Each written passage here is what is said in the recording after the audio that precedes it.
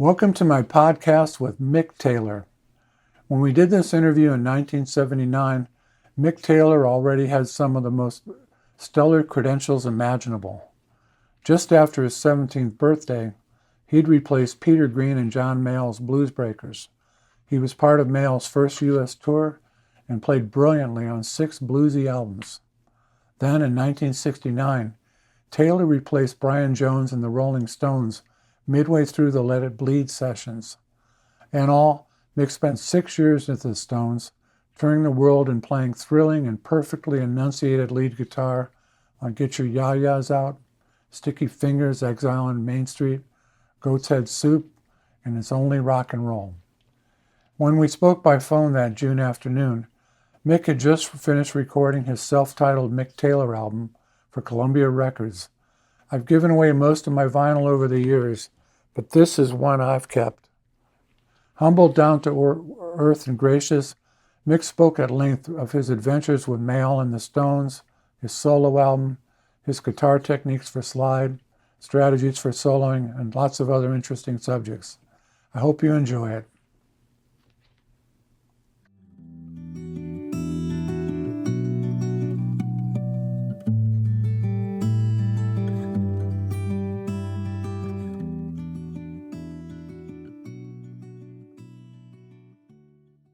Were other people in your family into music? Very, very much so, yeah. They weren't musicians. Uh-huh. Well, my mother used to play the piano a little bit, but she used to play piano in the pub. Oh, that's interesting. But I was always surrounded by music, and my mother had a younger brother who was very into 50s rock and roll. And so that was really the kind of music I first heard before I started playing guitar. Would that be like Bill Haley? Bill Haley, Bill Haley, Elvis Presley, Pat Domino, Jerry Lee Lewis, Little Richard. When did you decide that you wanted to play an instrument? As my mother's younger brother, he played the guitar. What was his name? His name was John. He had a guitar, a big old semi-acoustic guitar. I think it was a Hofner guitar. A Hofner? Yeah. And I used to come home from school at lunchtime, and I used to have lunch at my grandmother's, and he would be out at work. This is my grandmother on my mother's side. He would be out at work, and after I'd had my lunch, before I had to go back to school, I'd go up into his bedroom and play his guitar. And that's kind of how it started. That was when I was about 9 or 10 years old. Did you worked in a band, or at 14? When did you start getting into blues? Well, I got into blues much later. I mean, as my interest in the guitar developed, my interest in blues music in general developed, and I kind of, by the time I was 14 or 15, I was into blues, and I was buying blues records, as many as I could get a hold of. They weren't very accessible at the time. Yeah. I mean, they weren't very accessible here either, unless you went to the right area, the right record shops. But in London, they were even more. It's strange, really, because in London they were even more inaccessible. But in a strange kind of way, the whole blues thing did start in London. I mean, amongst white musicians anyway. There used to be a couple of tiny little record shops in Soho that just specialised in importing blues records from America. And they were all on tiny little obscure labels. They used to buy Elmore James records, Sonny Boy Williams records, B.B. King records, Freddie King, all of the really well-known black blues guitarists. Did you start learning licks off records? Yep. Well, yeah, I just listen to them and try and do them, play them. Would you play along? Yeah, I'd play along with records, yeah. did you have any people teaching you anything in the beginning? My uncle John, he taught me some chords. That's the only thing that anybody else showed me. The rest of it was I just kind of absorbed the spirit of rhythm and blues, I suppose, over the years through listening to it all the time and practicing, you know. And I played with some friends who were also into that kind of music too, and played in various little local bands until I was about 17. Was that like the Gods? Yeah, that was. You heard of them? Yeah. Yeah, well, we never really did it. I mean, we never made a record or anything. But it's quite interesting in a historical sense, I suppose, because the organist, or rather the piano player organist that I played with at the time is he's the keyboard player with Uriah Heep now. Oh, what's his name? Ken Hensley. Uh-huh. And Were you playing mostly a blues fair? was I playing mostly blues? Yeah. Yeah, but we also mostly blues, but we used to do a lot of Booker T instrumentals and a lot of Otis Redding, Wilson Pickett stuff. You know, I've always liked that Memphis Stax R&B stuff? R&B stuff. Yeah, it's great. I mean, some of that stuff. Now, when you were 16, you jammed with Mayall at the Polytechnic? That's right. Yeah. How did that happen? Well, Eric Clapton was with him, and he didn't show up Mm-hmm. for the gig. Yeah. And I was there with my friends to watch the show, and we watched the first set, which was about an hour long. And Eric wasn't there, you know. I mean, I'd kind of gone along to see Eric Clapton and John Mayall, you know, and Eric Clapton wasn't there. And with a lot of prompting from my friends, I got up on stage and played the second set. Wow. I went backstage and asked John if I could play, and you know, I was very nervous. Yeah. I was still kind of learning how to play blues guitar then. You know, Mm-hmm. I wasn't really that good. Did Mayall have a guitar for you? Well, Eric's guitar was there, but Eric wasn't, you see. Uh-huh. So I just played his guitar. Was he using the Strat then?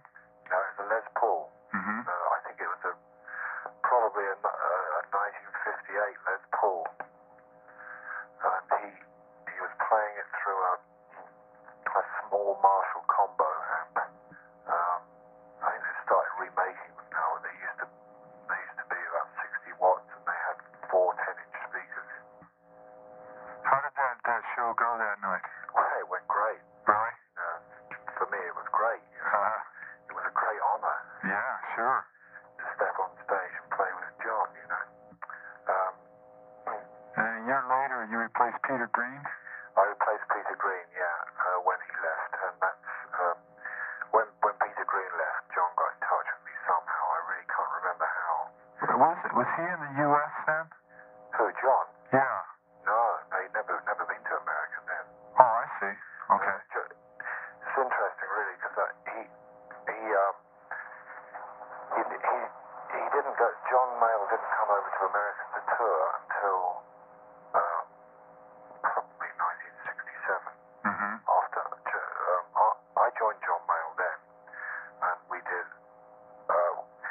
We used to play in clubs all the time, 6 or 7 nights a week in clubs all over England, and he had a really big following in England. Yeah. And I think that a couple of months later, that the Bluesbreakers record that Eric Clapton made with John Mayall was released in America, or something like that. Anyway, when that was the album that made John Mayall popular with the American audiences, but he'd never actually been there until I joined him. Oh, I see. So you dropped out of Onslaught School to join Mayall? Oh no, I left school and spent a couple of years not really doing anything much except for playing and I had the occasional job, but I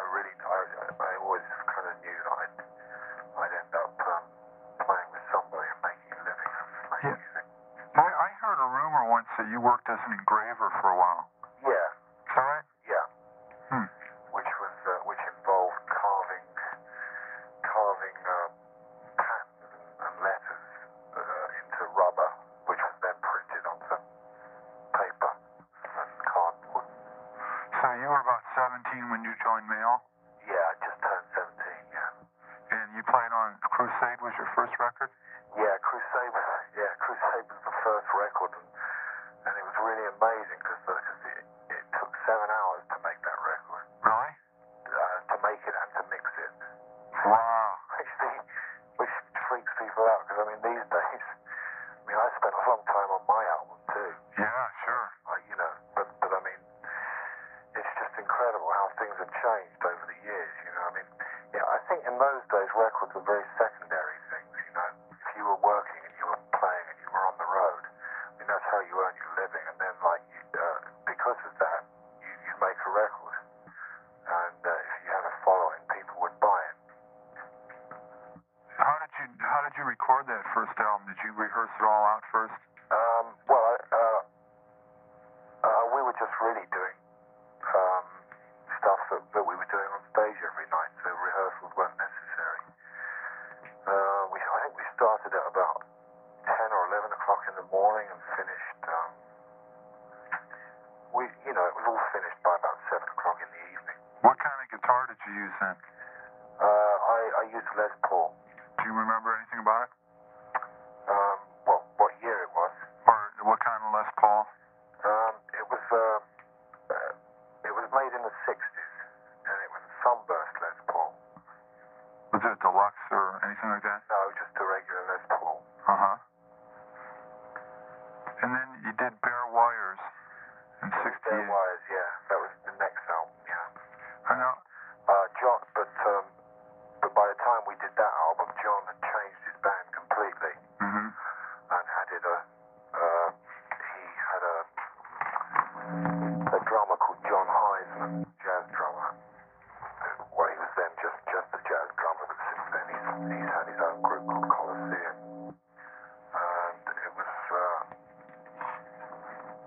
John's always been into jazz too. I've always liked jazz a lot, We both listened to jazz and R&B and blues. And I think John kind of wanted to have a band that was at least capable of stretching out a bit and doing a bit of not jazz music, but jazz flavored things. Is that why he got Mercer and Hextall Smith on that record? Yes, that's right. Yeah. I remember that. That's the very first blues album I ever bought. Really? Yeah. There was. Yeah. Great. I'll never forget, I started walking. That song you did on there? Oh yeah, with the feedback. Yeah, that was great. It sounded sort of Clapton-esque, Yeah. Was that intentional, or did you have a parallel development with him? No, parallel development's great, yeah. I had a parallel development with him, yeah. Yeah. I was kind of developing at the same time. He developed much quicker than me. He got into blues music earlier than I did. How did you get that sustain on that song? Do you remember? Well, I just sat down in front of the speaker and it just started feeding back. What were you using? I was using a Fender Bassman amp and with a Fender speaker. Was that with the Les Paul?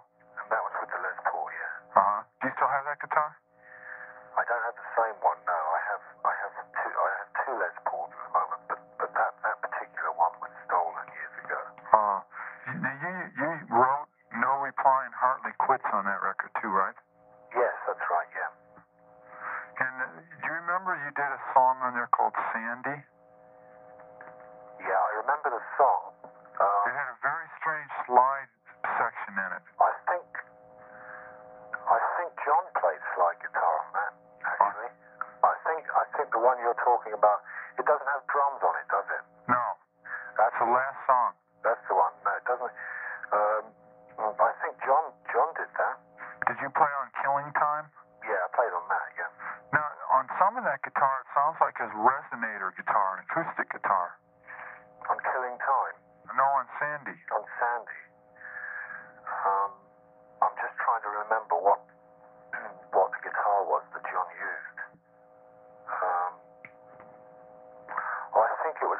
probably going through a Leslie speaker or something. Oh, I see. I think that's how he... yeah, I remember the track you mean, yeah. Uh-huh. I think he was playing... I think the guitar he was using was just a guitar that he'd kind of made up himself. Ah. And I think he used it through a... pretty sure he used it through a Leslie speaker and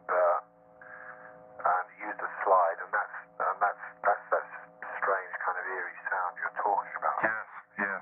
Yeah. By that album, you already had a very, very good vibrato. How did you develop that? Practice. Well, I used to listen to B.B. King a lot, you know. He has a great vibrato, but he does it I didn't find this out until years later, but he kind of does it in a different way.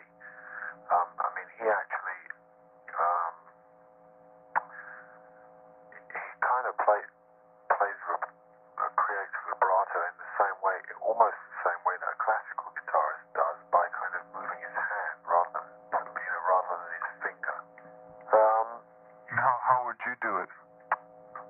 Well, I think the guy that's influenced me more than anybody really is Jimi Hendrix, you know. Oh, yeah? Yeah. I mean, I think he was great. Yeah. Tremendous. And his vibrato was fantastic. Then you went on with Laurel Canyon, right? Well, there was one album between Bare Wires and Laurel Canyon. It was a live album, and it was a double album. What was the title? Anyway, it was recorded on a European tour. Was that released in the U.S.? It should have been. Well, I don't recall that one at all. I'm trying to remember the title because perhaps you'd remember. Well, actually, I'm sure you'd have it, wouldn't you? Yeah, I have all the early stuff. Well, you should check that out because there definitely was a live album. Yes, it was called Diary of a Band.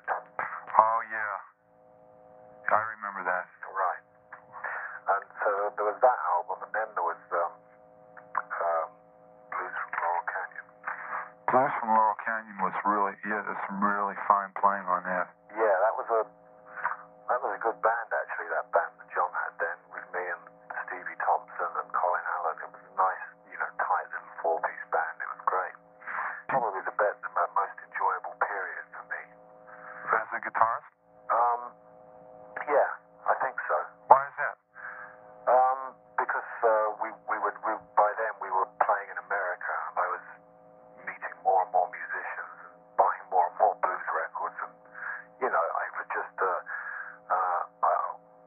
by the most enjoyable period. I mean, that was when I was really felt that I was developing as a guitarist. Although in some ways there's probably less guitar on that album. I don't know. There's a lot of hot guitar on there. Yeah. Like Vacation? Yeah, Vacation. That's your solo, right? Yeah. What'd you use for that? A Fender Stratocaster. Did it have the arm on it? Yeah. What'd you run it through? I was playing it through, God. It's a long time ago. 10 years. I was playing it through a Marshall amp, I think. I was definitely playing it through a Marshall amp. I think it was a 50-watt Marshall amp with a 412 cabinet. And did you use that on Walking on Sunset too? Yes, same guitar, same amp, yeah. Do you remember the song The Bear? Yes. How did you get that effect in the beginning? The effect.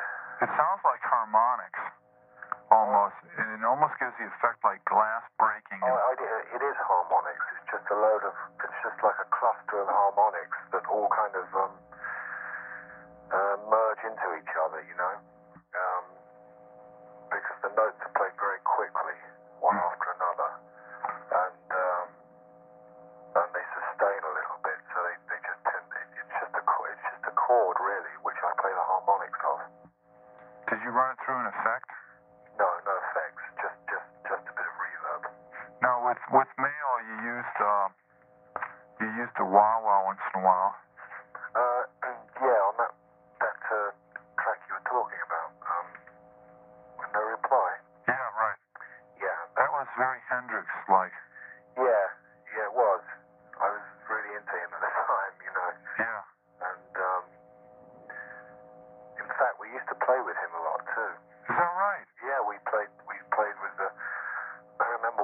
very, very clearly. We played with Jimi Hendrix and Albert King at Winterland. No, not at Winterland. At the old Fillmore West in San Francisco.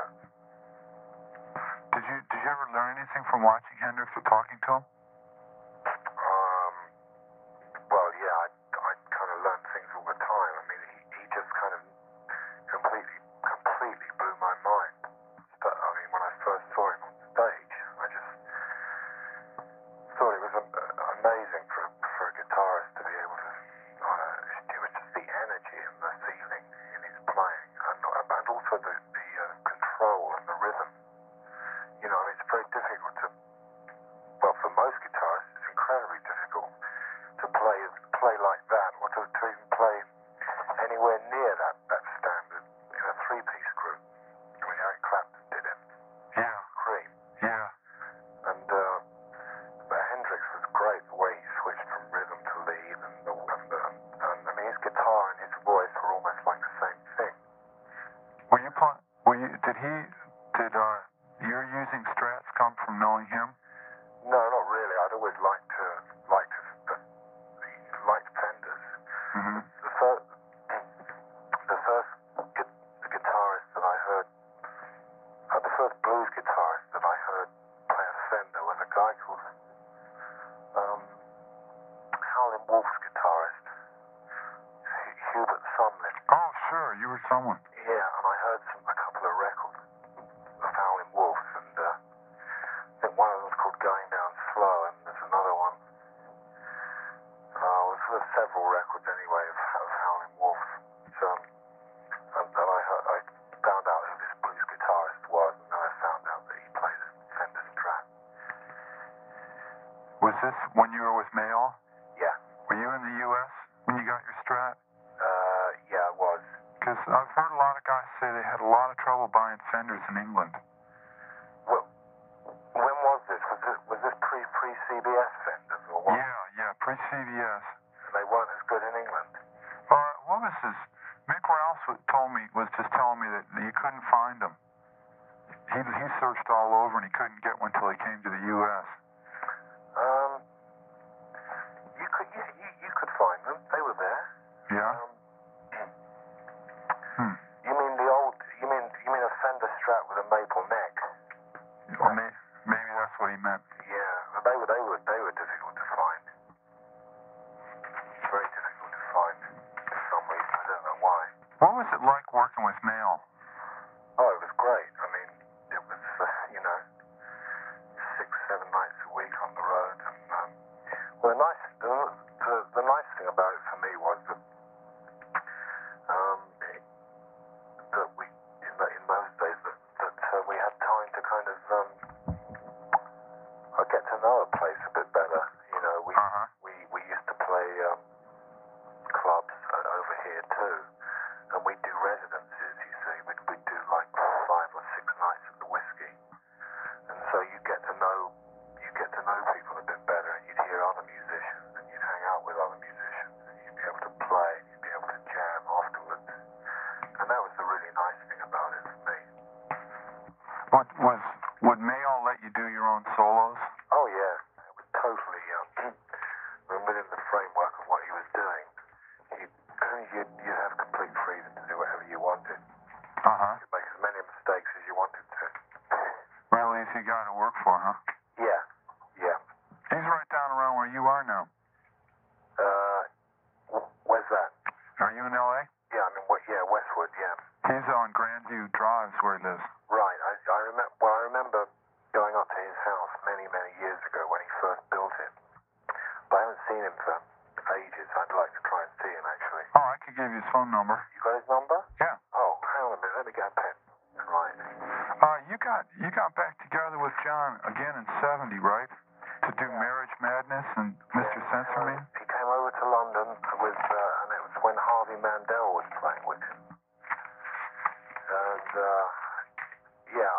I went along to the studio and did 2 tracks, I think. One's called Marriage Madness, and the other track I can't remember. Well, you did Mr. Censor Man and Force of Nature. Yeah. I remember, and there was one track where you were playing with Clapton and Mandel.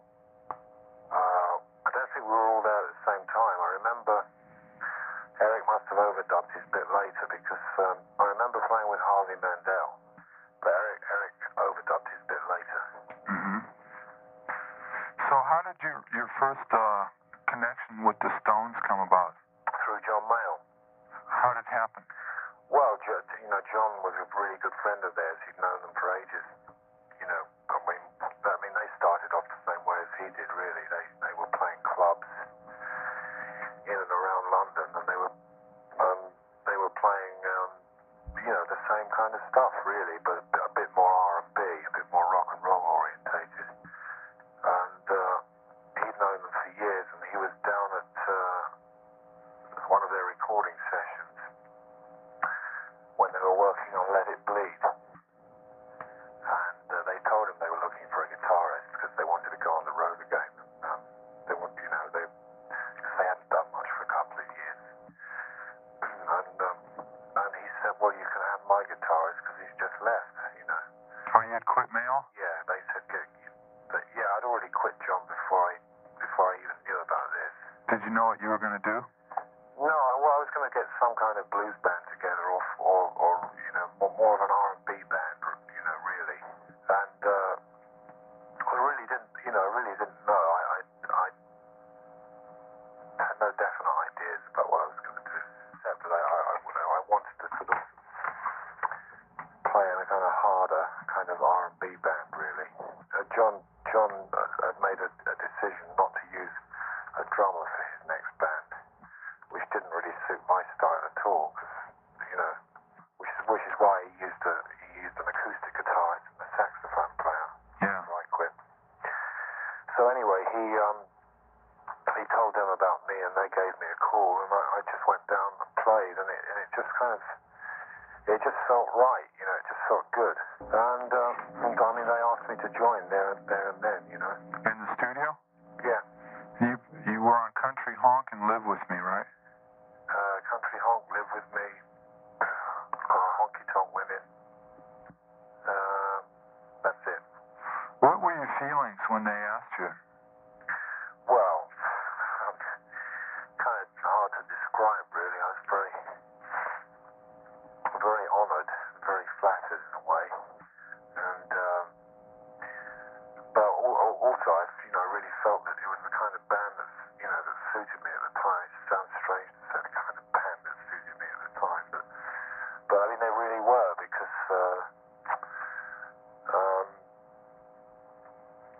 I didn't really want to just play 12-bar blues. Yeah, sure. And so it really suited me at the time anyway, and I really felt that with them I could also add a lot to what they were doing. So you kind of made a jump from a touring band to instant superstardom in a way.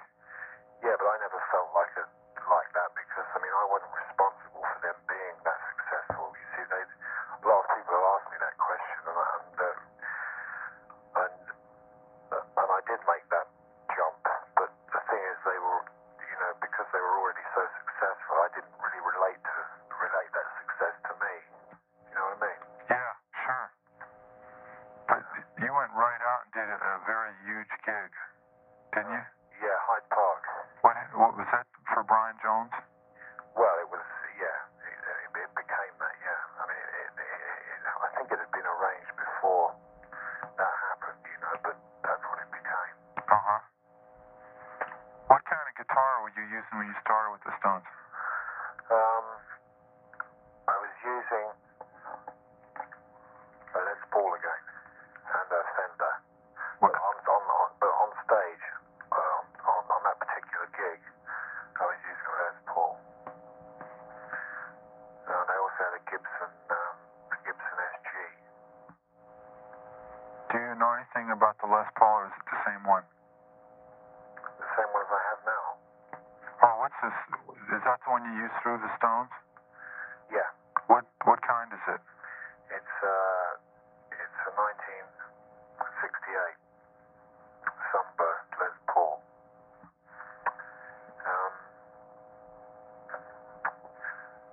Don't remember the amplification. Sure. A stack of something. Stack of Marshalls or I think it was High Watt. Do you have that Les Paul still? I've still got that one, yeah. Did you have it modified at all? No, it's the same.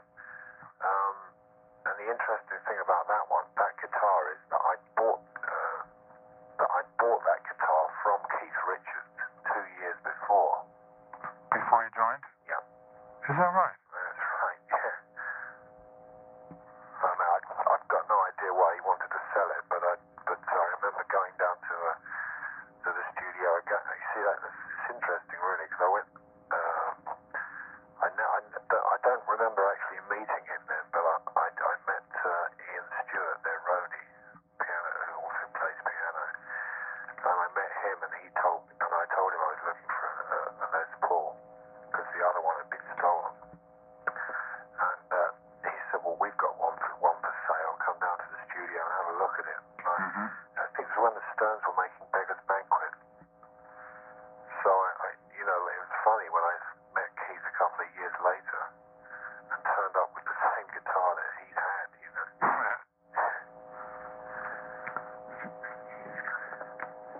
Is that just a stock guitar now? Pardon? Was it stock? Everything the way it came? Yeah. Now, is that what... Oh, no, wait a minute. It had a Bigsby arm on it, which I took off. What about the pickups? Pickups are the humbucking pickups. And then I still had the same ones. Now, who had the 335 around then? I had one. Did you use that? A Gibson. Yeah, 335? Hollow body? Yeah, the brown one. Yeah. It's on the back of Yaya's? Yeah, well, Keith and I both had one each. I used that on Sticky Fingers, actually, quite a bit. So you joined the Stones in June, and then in October you started the tour. You went to LA to start the tour? That's right, yeah. How was that tour compared, to working with Mayall? Oh, it's completely different. I mean,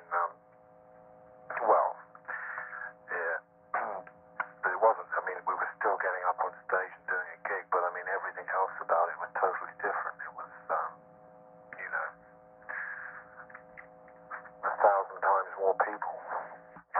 How did you and Richards work your parts out? We never really consciously worked them out. They just kind of happened, He played most of the riffs and the songs. And I played most of the solos.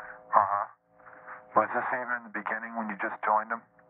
Pardon? Is this the way it happened from the beginning? Yeah. Yeah. We have a couple questions here people have been arguing about in this office for a long time. On Get Your Yayas Out, Yeah. you know the song Carol and Little Queenie? Yeah, Keith plays the solos. On both? I really should be able to remember all these things. I'm pretty sure he does. Yeah, I'm pretty sure he does. And you...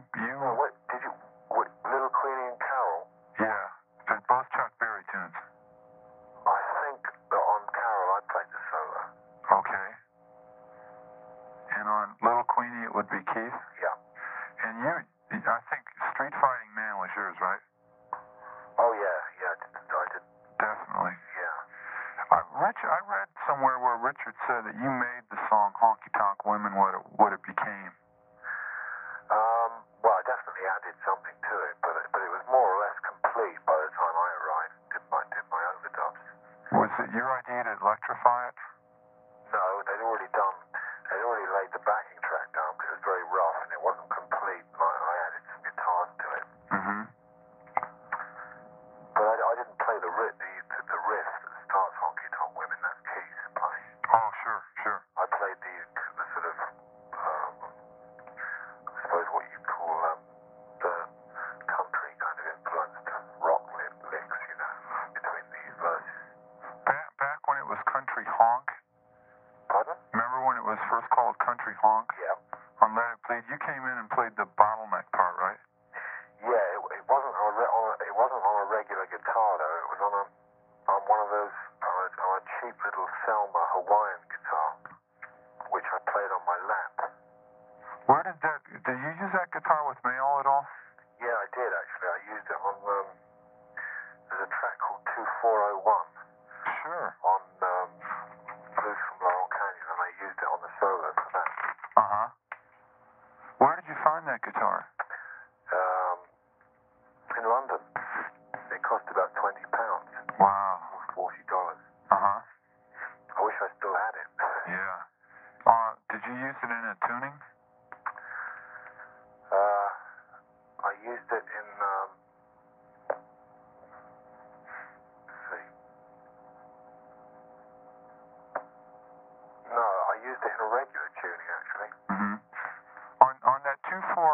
Did you play the real heavy rhythm part? Yeah, and that's on a Fender Stratocaster. Yeah, that sounded really nice.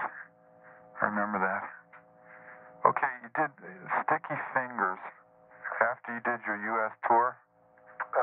Yes. I like that album. It's one of my favorite Stones albums because it's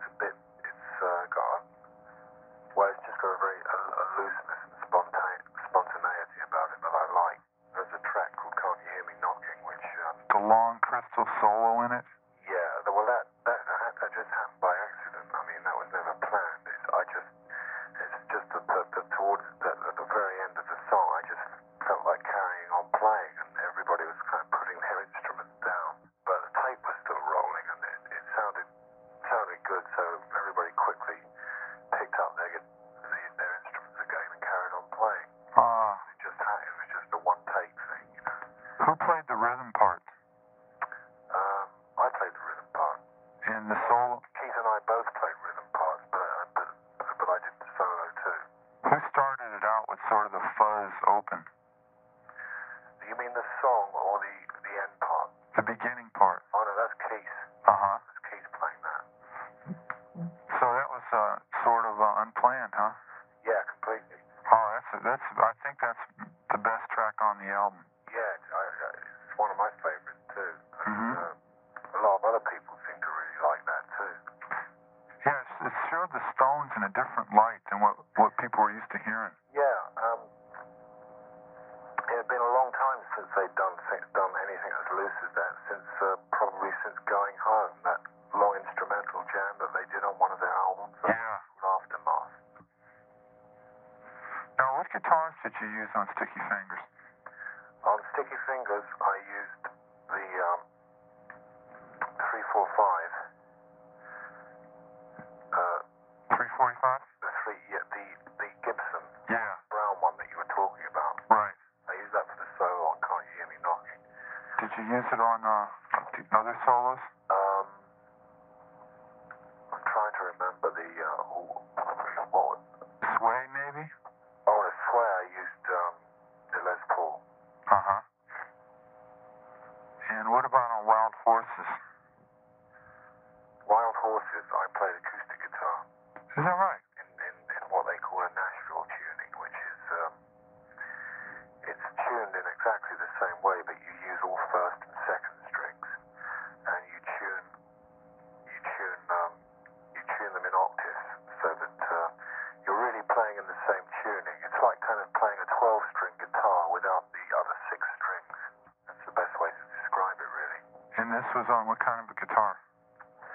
It was on one of Keith's Gibson acoustic guitars.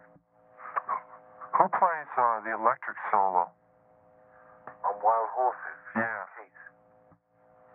And do you play, I assume you played the blues solo in Sway? Oh yeah, he did. Keith doesn't play on that track. Mick's playing rhythm guitar on that track. Mick Taylor? Yeah. So you did the slide and the solo? Yeah. Yeah, but I didn't, it's both the same.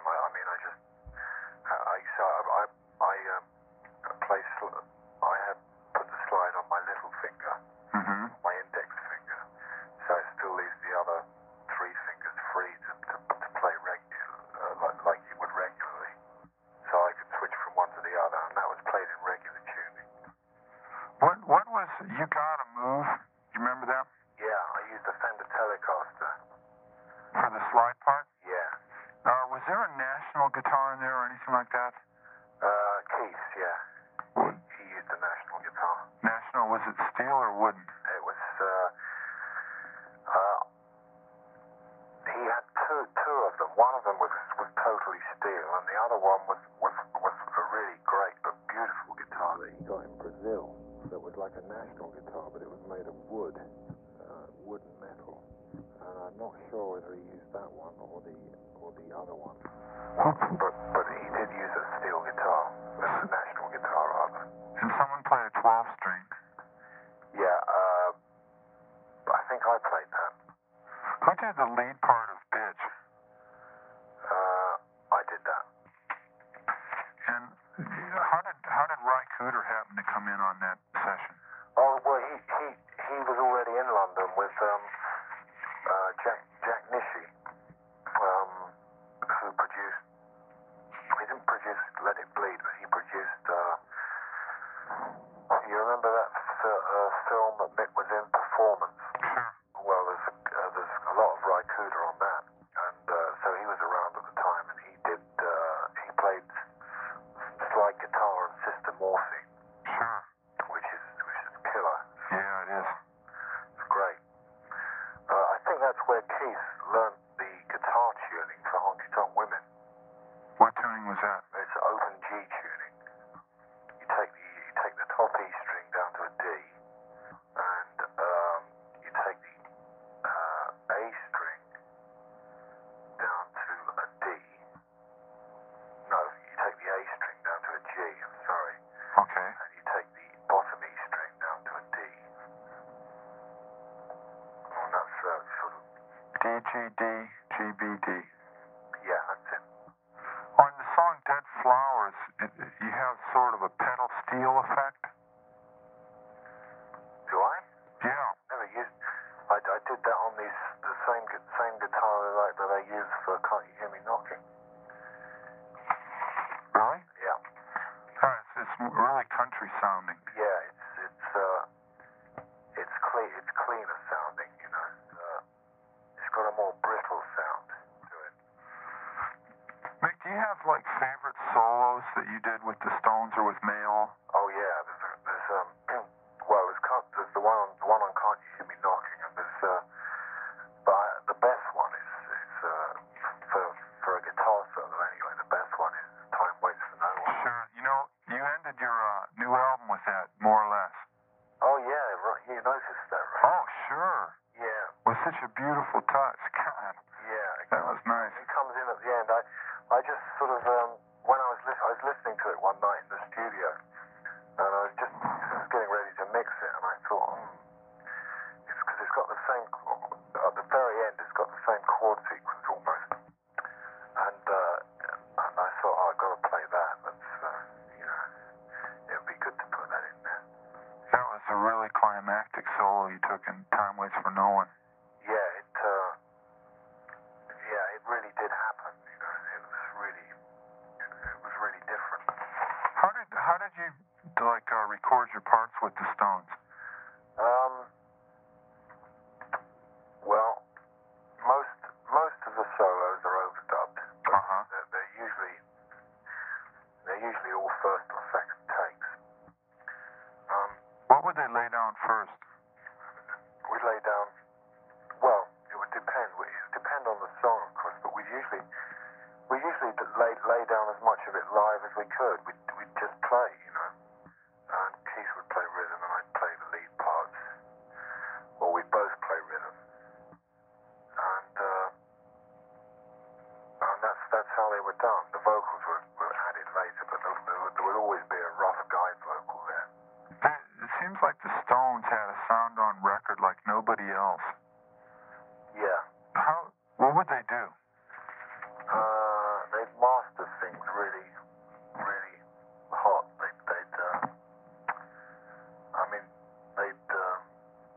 It's not that we play. We never used to play incredibly loud in the studio. We used to use small amps.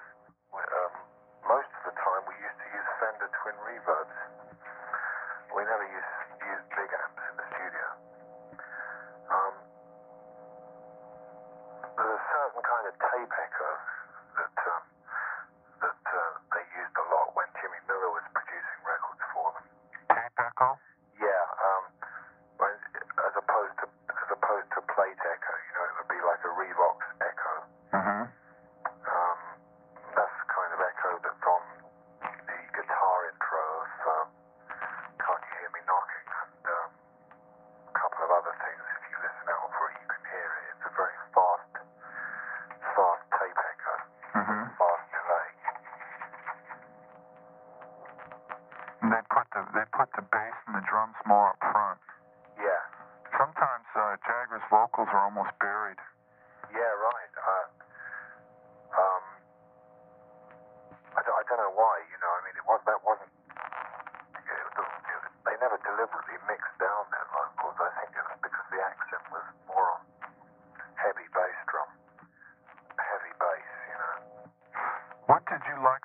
on Main Street? Oh, there's quite a lot on that album.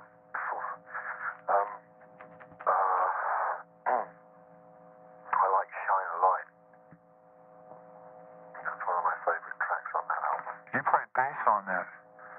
Yeah, played bass. Yeah, there's quite a few things I played bass on. That's one of them. Torn and Frayed. Torn and Frayed. How did that come about that you played the bass? Because Bill wasn't there. He was late. Oh, I see. Nobody could be bothered to wait. Yeah. That used to happen a lot, actually. I mean, I don't mean that Bill was late a lot, but you know, we never always used to get there at the same time. Sometimes we felt like playing, we would. I mean, that's why on that track Sway that you were talking about earlier on, there's only, the backing track was done with just Charlie, Nick, and me. And on Sway? yeah.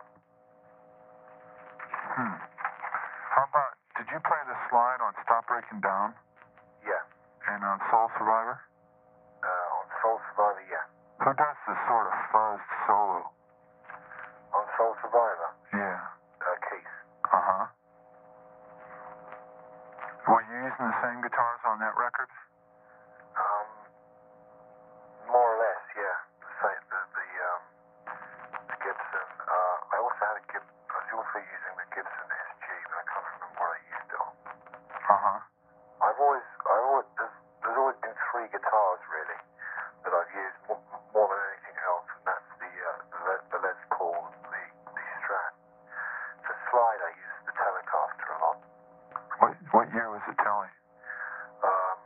It was a really early one, and that was also when I was in France at the start. We had this big robbery, this burglary, and there were a load of guitars stolen one weekend when we weren't recording. Oh. And you know what it's like with old guitars. It's really difficult to replace them. Yeah. I have managed to find another Telecaster, which is a 1954 Telecaster, which is great. But there were a couple of other guitars there that were really nice. There was a Rickenbacker guitar that was black with gold pickups, a 6-string Rickenbacker, black with gold pickups, double cutaway. I've never ever seen one like it before, or since. Maybe when this comes out in the article, it might come your way. Well, if you know anybody who's got one, I mean, if you know anybody who's got some early Fender Strats that are in good condition, I'd be interested. Oh, yeah? Oh, yeah. Okay. And also a Gibson SG, because I don't have that anymore either. Yeah, that's possible. At the moment, I'm still using basically the same guitars, but I've also got a Gibson Firebird, which is really lovely. Firebird 7 on the album? On my album? Yeah. Yeah, I use it on. There's a picture of it. Yeah. Yeah. That's the one. Yeah. I use it on Spanish. Oh, sure. On the first part. Uh-huh. On the second part, that long solo I use Les Paul. What on the Spanish part? Did you record that with a lot of compression? On the guitar? Yeah. Yeah, and also with a phaser too. What kind?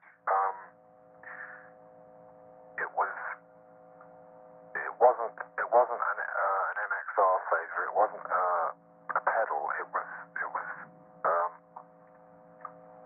a sort of a digital delay harmonizer thing that I set up in the studio. It almost sounds like an EBO. Yeah. Yeah.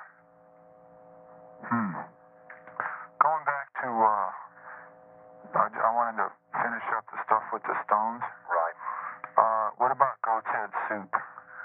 Goat's Head Soup's not one of my favorite albums, but there's a lot of interesting things on it. Like?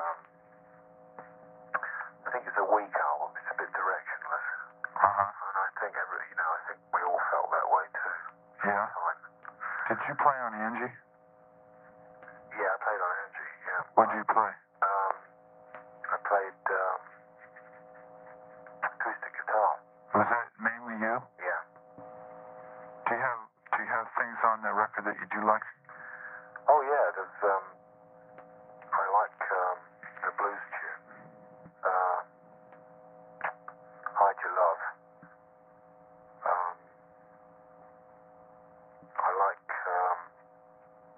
what's God. It's really difficult to remember all this. You tell me, what's the track with the wild guitar solo at the end? Oh yeah, I like that track. I'm trying to remember. I played quite a bit of bass on that album too. I played bass on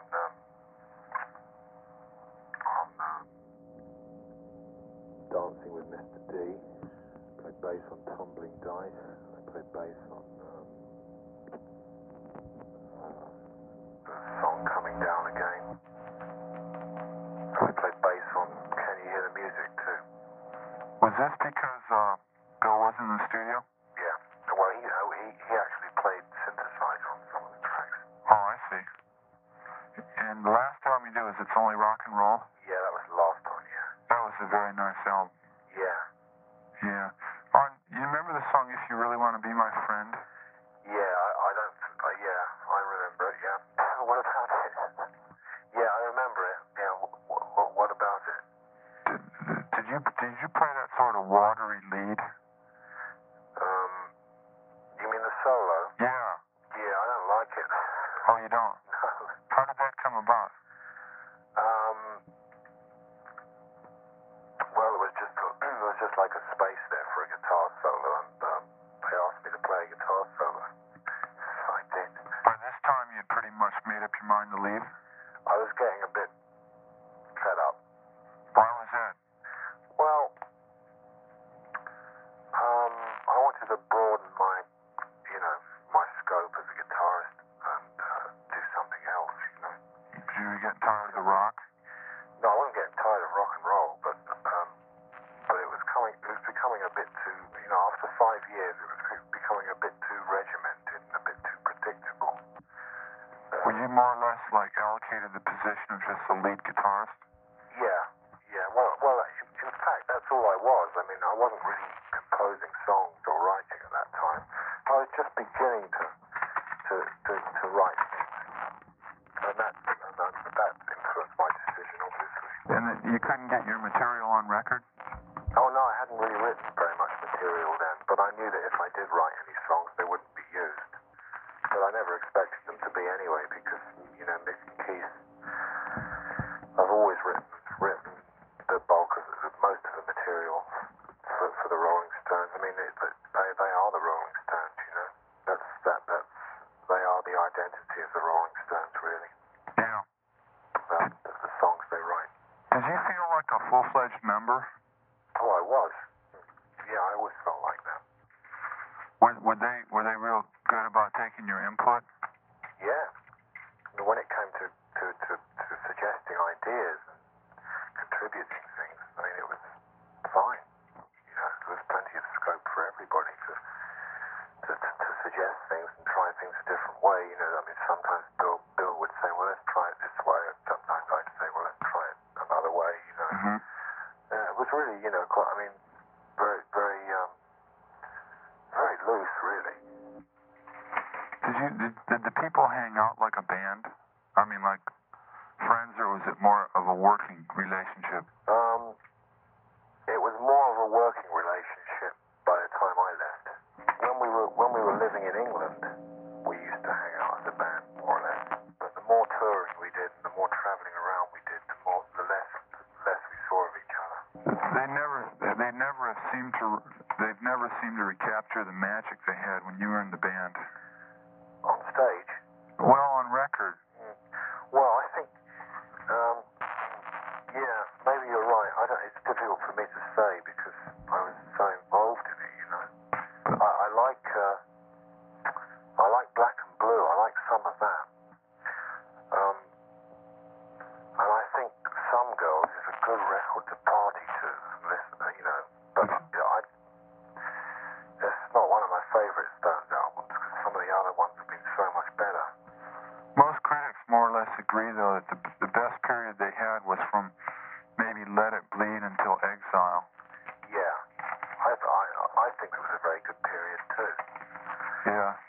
There was a lot of innovation and a lot of growth in the band. Exactly, and there was a lot of energy too. And it all seemed to be going somewhere. And it was when I felt that it wasn't going somewhere that I left. What's the worst or the hardest aspect of being in what people would consider just about the greatest rock and roll band around? The hardest thing about being with a band like that? Yeah.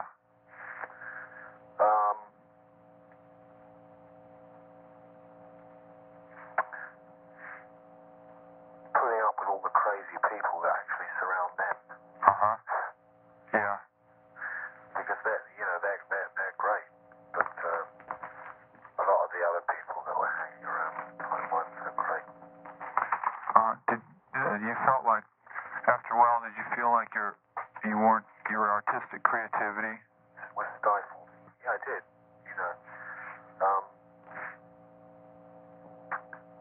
And you have to remember that that I was a bit younger than everybody else, and I kind of when I joined them, they'd already been kind of, as I said earlier on, they'd been successful for a long time, and there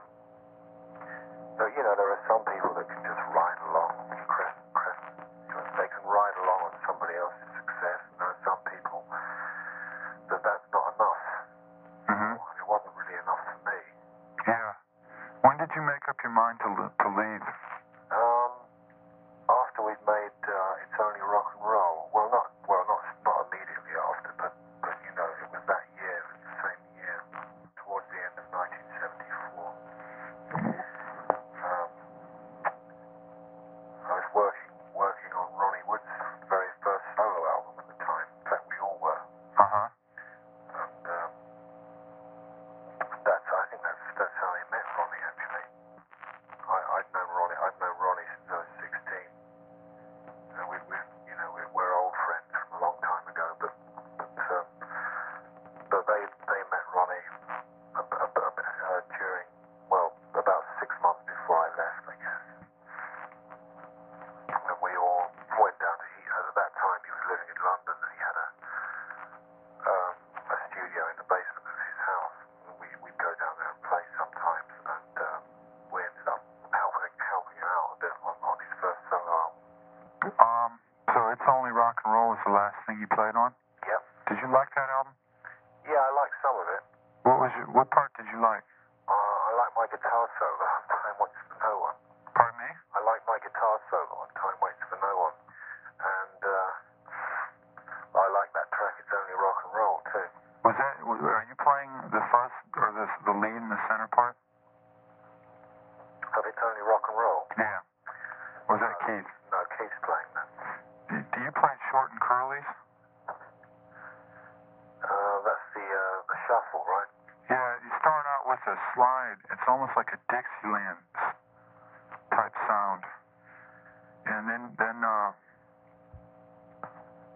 pretty obvious that you're playing, I think. Yeah, I am playing on that, yeah. And then there was Fingerprint File. That was good. Fingerprint File I played bass on. Is that right? Yeah. And was the solo Keith? Keith, that's another track that was done with just Charlie, Nick, and myself, and Keith overdubbed. Oh. See. Nick played rhythm guitar, I played bass, and Charlie was playing drums. What do you think now of in retrospect, of your decision to quit? Did it come at the right time? Oh yeah, absolutely. I've got no regrets at all. That's good. You went with Jack Bruce for a while. Yeah. And Carlo Bley. Right. That was really different. Was it?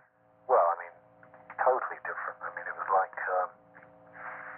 I never thought it was going to be that different. I mean, I had very high hopes and expectations of me and Jack Bruce being able to do something together. Mm-hmm.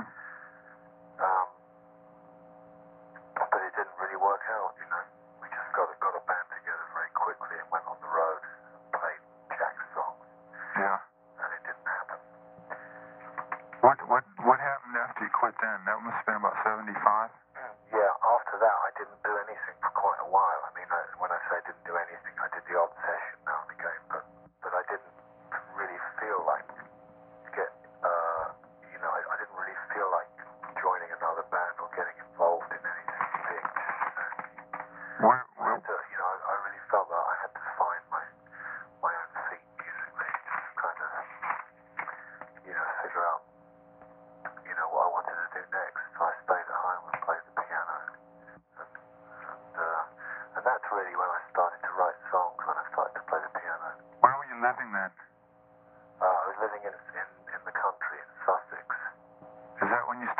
putting together some of the songs? Well, not really, no, but that's when I started kind of writing songs. Yeah, a few songs, mostly instrumental. Had you been playing piano before then? A little bit, but not very much. Uh-huh. I used to play piano in the studio with the Stones sometimes. How did your solo album come into being? How did it come into being? Yeah. Well, as soon as I had enough material together, almost enough anyway, I decided to go in and do an album, and found musicians that are playing on it, contacted them through friends, and it just kind of happened that way. What's your method of composing? I don't really have a method. Quite a lot of the stuff on my album was written very quickly. It just kind of came out. It surprised me. It just seemed to come out of the blue. Do you get the words first or the music? Usually the music. Sometimes both at the same time. Were you playing a lot every day before? Or would there be times when you'd practice, or that you would sit down and compose? I used to practice the piano a lot. I mean, not serious. I never really took it seriously. I never studied it. But I think it was because I wasn't working with other musicians. So I found it kind of good to just sit there and play the piano. Because it is a nice instrument to play on your own. Not so is the guitar, but I find that I get more satisfaction when I'm playing guitar if I'm playing with other people. So, what guitars did you use on Mick Taylor? Hell of a lot. Yeah. Maybe we'll start on Alabama. Okay, Alabama. I used a Martin acoustic. Trying to remember the number, the model number. A D25, D35. D45 or D28? A D28. That's right. The Martin D28. And I did that track completely live, singing and the Acoustic? The acoustic was live. First take. Really? Yeah. Oh, I hadn't planned to do that song at all. In fact, it wasn't even a song. Everybody else had gone home, except for the engineer, and I was just sitting in the studio on my own. And this blues tune, this riff came into my head, and I remembered some words that a friend of mine had written. Just started to sing it. And the slide guitar playing was overdubbed later, and that was done on a Telecaster. Did you have the action raised on the telly? Yes, I did. Where? Well, how high? Yeah. Well, not too high, because it was still possible to play in regular tuning, but I always, if I'm going to use a guitar specifically for slide playing, I raise the action a little bit, and I usually put really heavy gauge strings on too. Do you put a different bridge on? No. Just raise it, put a different saddle in? I just simply raise the strings. Well, first of all, I put a heavier gauge set of strings on, and then I just raise the bridge. Now, do you use a piece of glass or metal? Metal. A regular, Well, the best slide that I have is the best bottleneck that I've got is one that Lowell George gave me. It's like part of a spanner. It's really heavy, and to use it, you have to use a guitar with heavy gauge strings, and with the strings quite a ways off the neck, because otherwise it's so heavy that it just flattens the strings. Yeah. How many inches long is it? It's about 4 inches long. Is that right? Well, let's see. I mean, I might even have it here. It's about 3 3 to 4 inches long. Is it like the size of a spark plug wrench? That's what it is. Oh, I see. I think that's what it is, actually. Yeah, a lot of guys like to use a Craftsman spark plug wrench. That's what it is. It's very heavy. Yeah. And I've got another one that's the same length, and that's metal, but that's a bit lighter. Do you normally play your slide parts in tunings, open tunings? Well, I do on Alabama. I play in an open E tuning, which is you just tune the guitar so that when you play an open chord, it's an E chord. Mm-hmm. Yeah. Do you play standing up, or do you have the guitar in your lap? Well, both. I find that I can play it easier when I'm sitting down. I have more control over it. And so you play it like a pedal steel? Oh, I don't. No, I don't. Sorry, I misunderstood you. I don't have it in my lap. No, I don't play it in my lap. I play it the way I would play regular guitar. Which finger do you put the slide on? On my little finger. Always? Yeah. Do you damp with your other fingers? Yeah, that's why I use the little finger really, because I find that I can control it better. Uh-huh. I can control the vibrato and everything much better. How do you get such sustain out of your slide playing?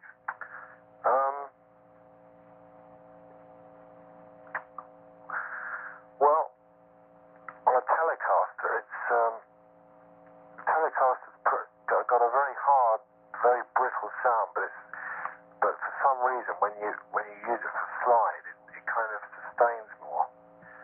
I think most guitars do actually, but the Telecaster in particular is not a guitar that's really noted for its qualities of sustain. But when you use a Telecaster for slide playing, it seems to sustain more. And I always sit fairly close to the amplifier, or stand fairly close to the amplifier, and that helps. What kind of amps do you use? In the studio, I used all sorts of things. I used a Roland amp. I used a Boogie amp. Okay. Which did you use?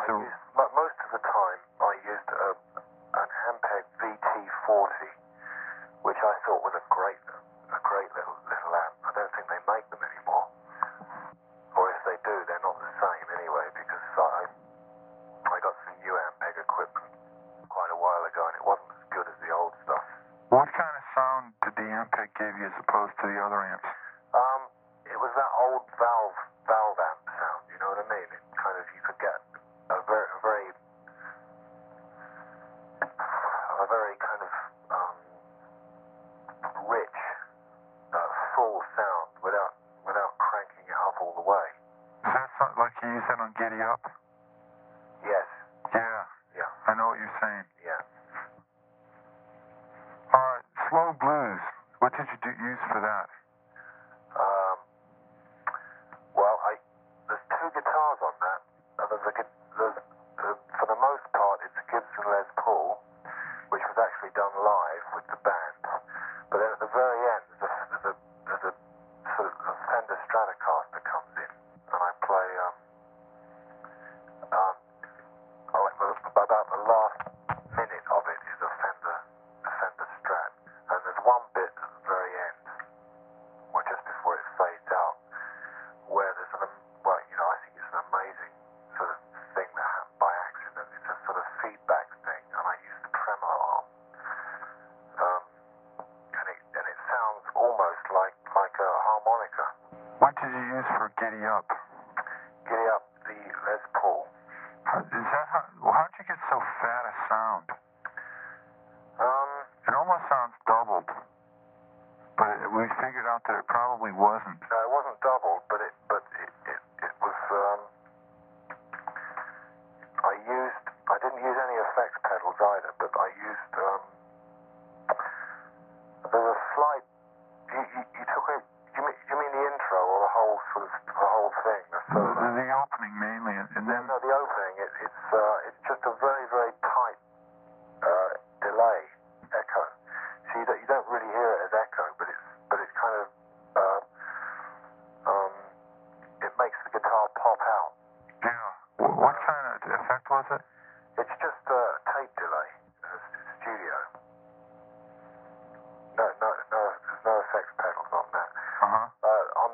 slow section of Giddy Up at the end, I use a Fender Stratocaster because I'm bending the notes and using the tremolo arm to bend the notes too.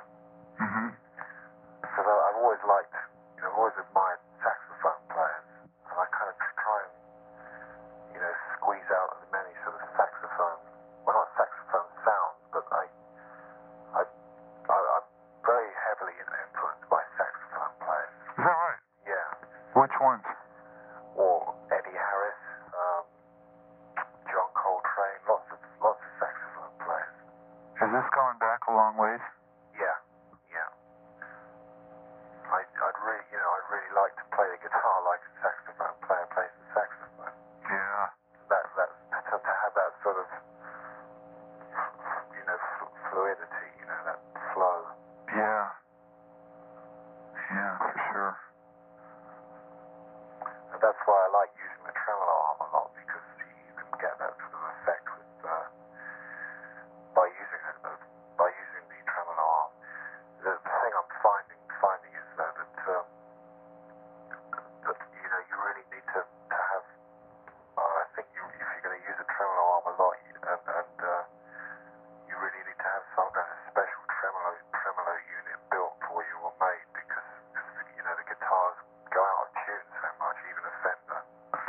Do you have a special system? No, I don't. I'm looking for one because. Hey, do you have trouble with keeping your Strat in tune? Oh, it's terrible. Oh, Mick, I got to turn you on to something. It's I don't know what.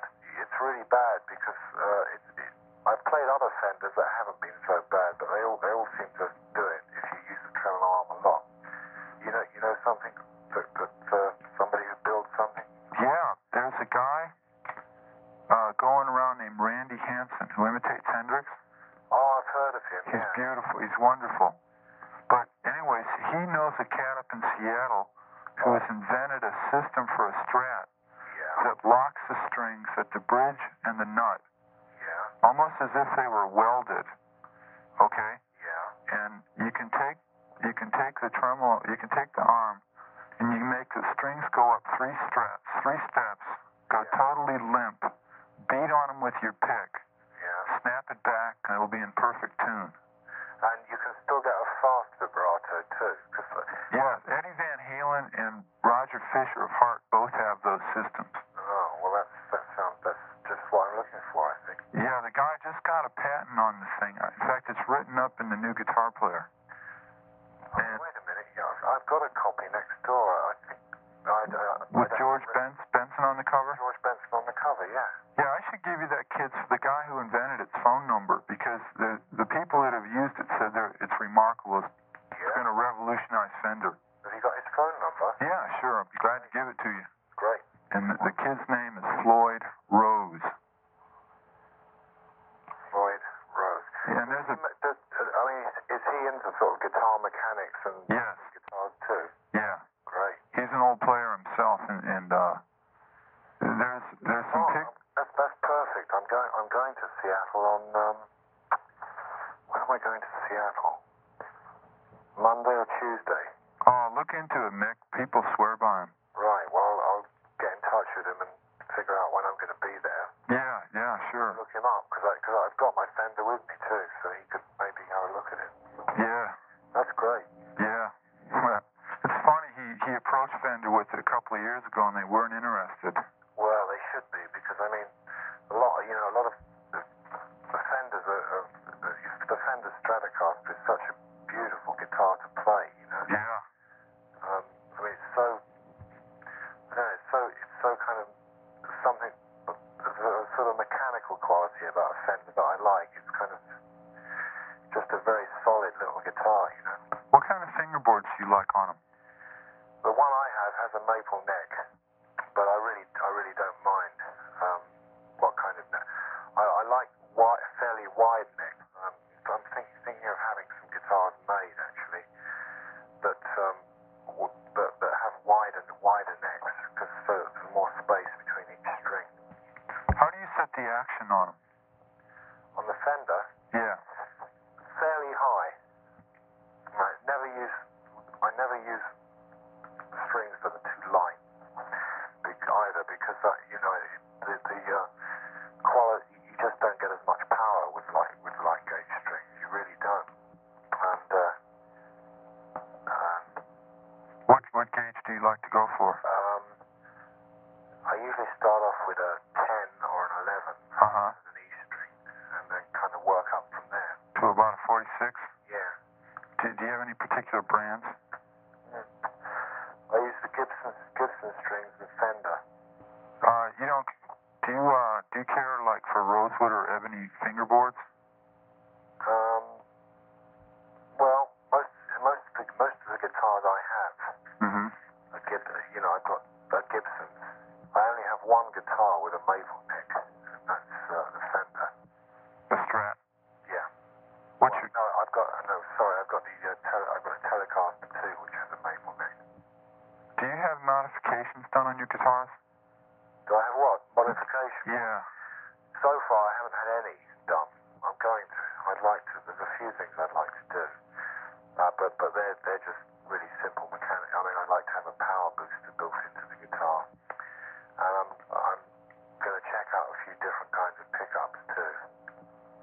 But what I'm really looking for is some new guitars to not new guitars, but new old guitars. If you see what I mean. Do you prefer old as opposed to new? I don't really know. It's kind of difficult to make comparisons because obviously the old guitars, certain old guitars, have something very special about them. Quite honestly, I haven't really tried out very many new guitars because I'm satisfied with the ones I have. But as I said before, I did have this robbery and Yeah. lost quite a few guitars, which I haven't really been able to replace. What are you looking for? What do you look for in a guitar? I don't. It's a certain kind of feel about it. I mean, I can tell if I'm going to like an electric guitar even before it's plugged in, really. How?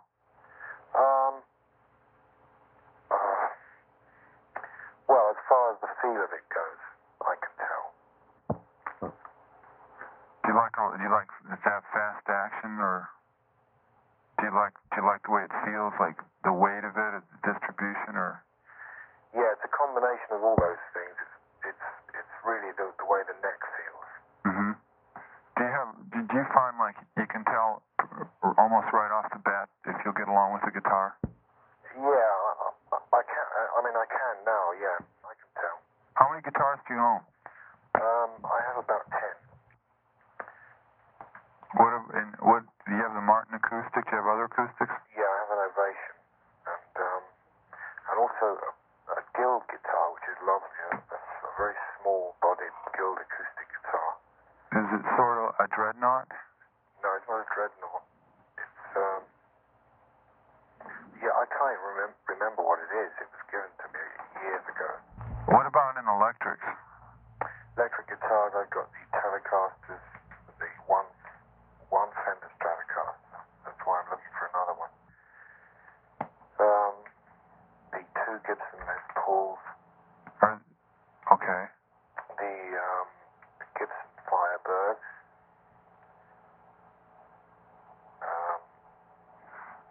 Is your Strat the one on the album insert? Yeah. Okay. Yeah. That's it. Do you have any off-brand electrics, or do you have any guitars that were special made? No, there's a guitar maker in Austin, Texas, called Ted Newman, who's going to make me some. Okay. I have a question about what kind of picks do you use? Very heavy Fender picks What part of the pick do you attack the strings with? with the tip. With the point? Okay. How do you hold the pick? Thumb and forefinger, and sometimes I just play with my thumb. Okay. Without a pick? Yeah. When you're playing, do you have any part of your hand on the face of the guitar? Do you rest your finger on it or anything? Yeah, I just kind of let it fall across the strings. So your hand's loose? It's very loose, yeah. Do you double your other fingers under? No. And when you're playing slide, do you do the same or do you anchor your hand? No, excuse me. I anchor my hand much more because I need more control. How do you see your playing as evolving, Mick?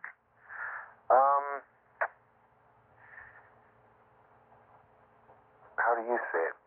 Well, giddy up in Spanish in A minor is to me is really beyond what I've ever heard you play before. Yeah, it's beyond anything I've ever played before. It's beautiful. It's like music of the future in a way. It's kind of jazz flavored, jazz orientated, without actually being jazz. I mean, I couldn't change my style into the style of a jazz guitarist because it requires a different technique and a different knowledge. So what I'm trying to do, I think, is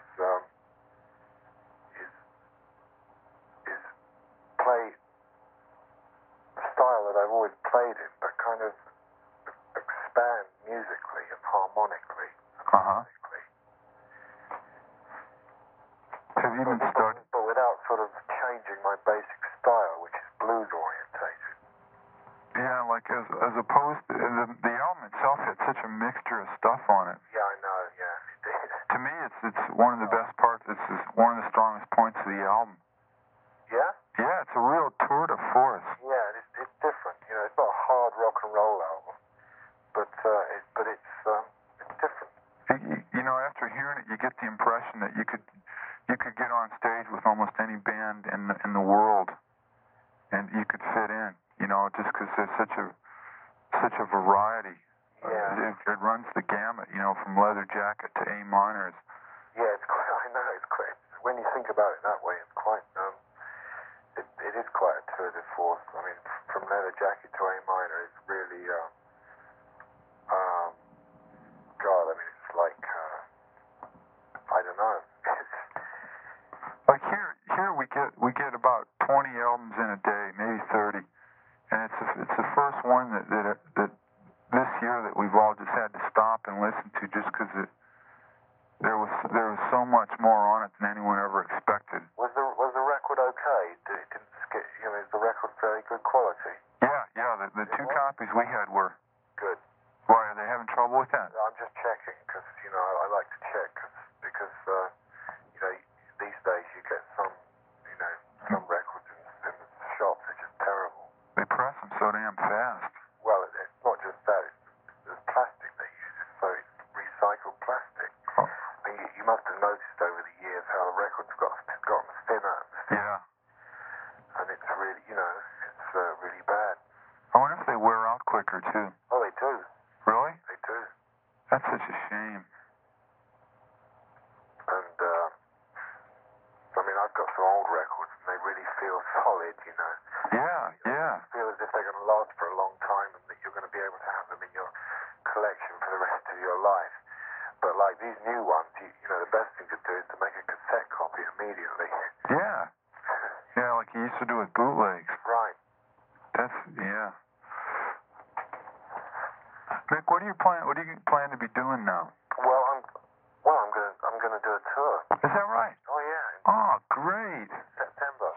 Really? With the same, with basically the same musicians that play on the album.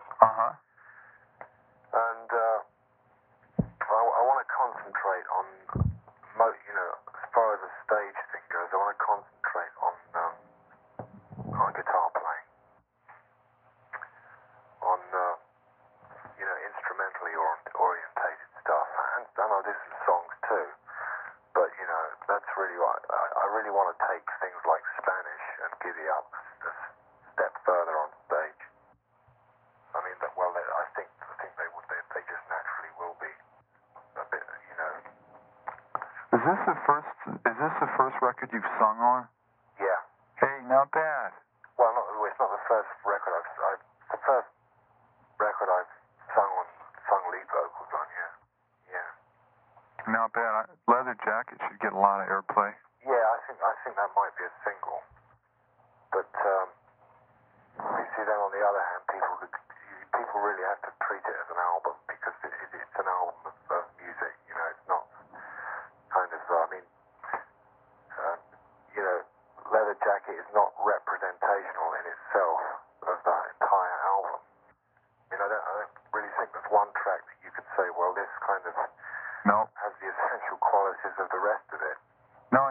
couldn't take a track away either. You know? No, right. You know? I hadn't thought of that. It's really, it's an unusual album like that, because most albums you listen to and you think, well, 2 or 3 of these songs are worth putting on a cassette. Yeah. And the rest of them you can pause. Right. But it's real solid. I mean, it seems like it was years in the making. Well, it did take sort of nearly 18 months. Is that right? But I wasn't working continuously. But the thing that took a long time was kind of producing it. Producing it, writing it, and recording it all at the same time. So I tended to do one track at a time. Mm-hmm. The very, very first track that I recorded was A minor.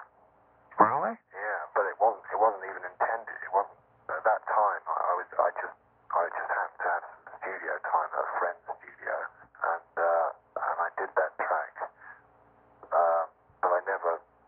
But that was even before I decided to do a solo album. Is that you play quite a bit of instruments on there?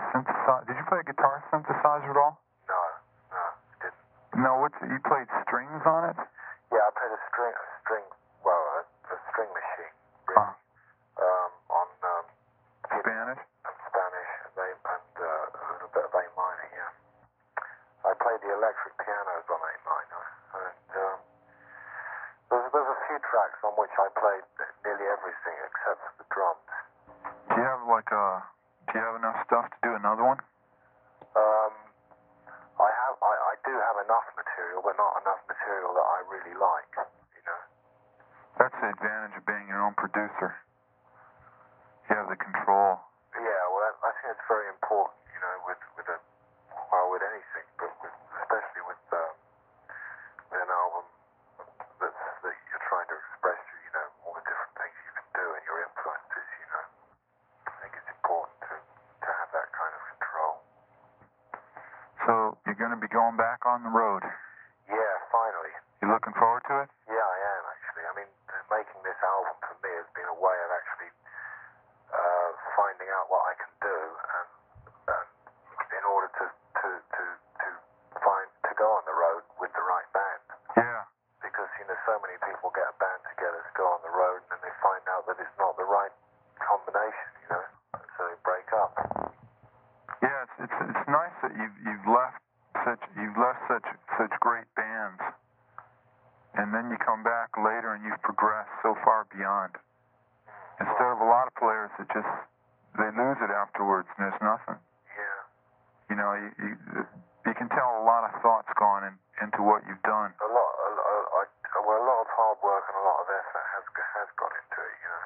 Yeah, but it seems like a labor of love too. Well, it's just something I had to do. I had to, you know, I really had to do this, you know. I had to. Do you have any advice you'd give young players? Yeah. Okay.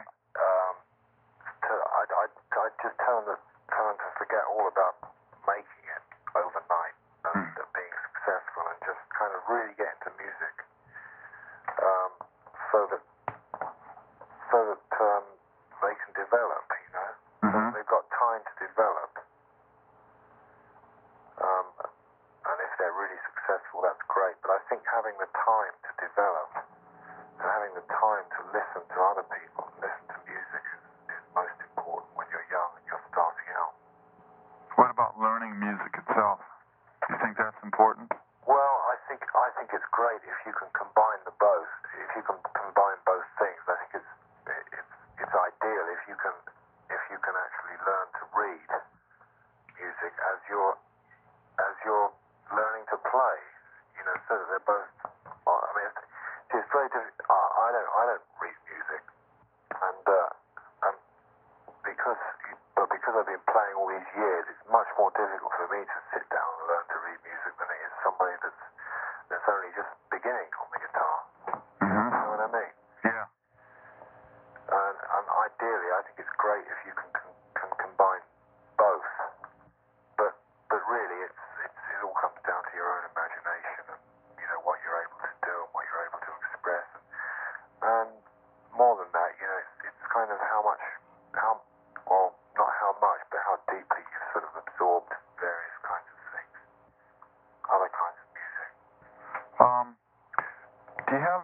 any tips for playing slide?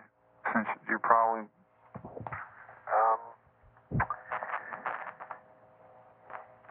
Yeah, listen to Elmore James. and Lowell George, because Lowell George is a great slide player.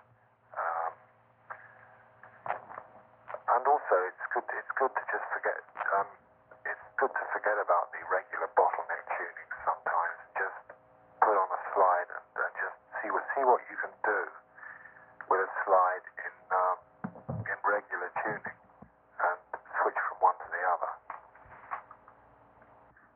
You know, because as soon as you put the guitar in an open tuning, it's limiting.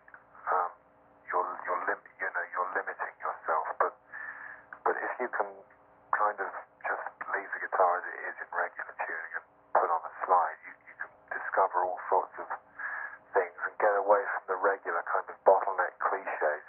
One last question, Mick. Yes. You must be burnt out as can be, huh? Well, yes, I've enjoyed talking to you. Yeah. Do you do anything when you're not playing music? Yeah, I play tennis, but it's been so long. Yeah. Yeah. There's not much else I do, actually. Yeah. No, soccer I play, Yeah. but if I can find another 22, 21 people to play it with.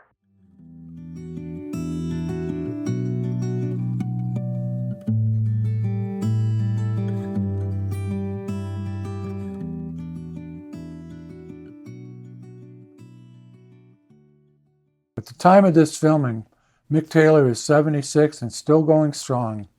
If you're interested in the Rolling Stones, I encourage you to listen to our interviews with Keith, Charlie, Mick, Ronnie, Chuck Leavell, and Daryl Jones, which are all part of the Talking Guitar channel on YouTube. Before signing off, I want to thank my podcast producer, Nick Hunt, as well as Steve Weiss and Shaw Lentz at UNC Southern Folklife Collection. See you next time.